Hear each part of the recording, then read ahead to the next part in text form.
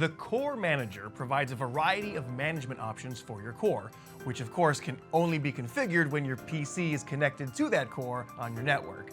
You can access the Core Manager either from the Tools menu and selecting Show Core Manager, or you can click directly on the name of your core that's displayed in the top toolbar when your design is running. You could also simply enter the IP address of your core into any web browser. If your web browser gives you a security warning like this, don't worry about it. Since your core is a trusted device on your local network, your connection is secure, even if your browser doesn't recognize it. We highly recommend you add the HTTPS designation to your browser when you connect. For more information on networking security considerations with your core, you can check out our videos in our Reflect Enterprise Manager training course. However you connect to the Core Manager, you'll come to this, the main dashboard. You can navigate different sections on the left, which you can also collapse down to smaller icons if you're already comfortable navigating them. Let's look at each section going from top to bottom. The Status section gives a general overview of your system, including basic information on your core and the current status of every peripheral in your design. For larger designs, you may want to use the inventory filtering options so that you can find specific types or models of devices. If any of your devices shows a fault in its status, then you probably want to investigate by going to the next tab, the Event Log. The event log is a list of notable events that have taken place during the uptime of your running design. Normal events are noted in green, warning events are noted in amber, and error events are noted in red. Once again, you can filter this log to find events with a specific severity or a particular category, such as paging activity or telephony connections, or filter for activity from specific devices.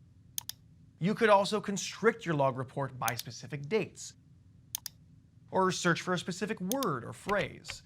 Or, if you want to clear out your log, simply press the Clear Log button.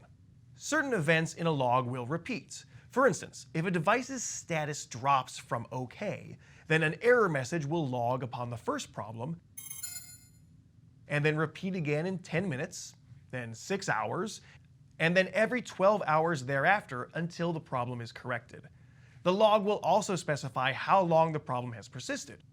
There are certain components that allow you to publish custom messages to the event log based on your design's activity, which makes this a useful troubleshooting tool to keep track of your entire system's performance. Core Manager will store up to 5,000 events or 30 days worth of activity, whichever one comes first.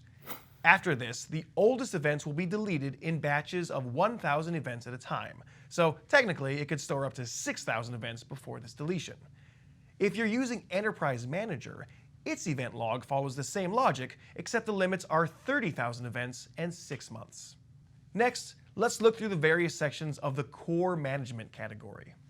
In Network Settings, you get access to the same information for your core that you found in the configurator for your other Q-SYS peripherals, namely your core's name, its IP addresses and net masks for each of its LAN ports, and an ID button.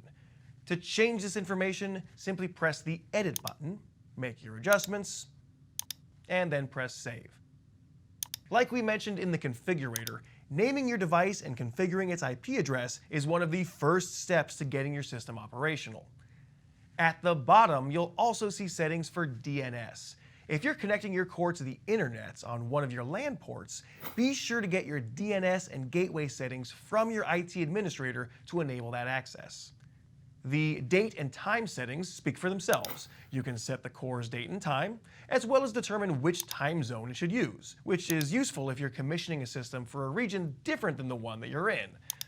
If you enable time synchronization, that will allow the core to get its time from a network time protocol server of your choice. In the licensing section, you can see a list of all Q-SYS software feature licenses that have been installed on your core, as well as an activation area to install new licenses. If you need a scripting engine license or a UCI deployment license, for instance, you'll need your entitlement ID or license file to activate these. You can learn more about license activation in a separate video. Let's take a quick break there and come back whenever you're ready.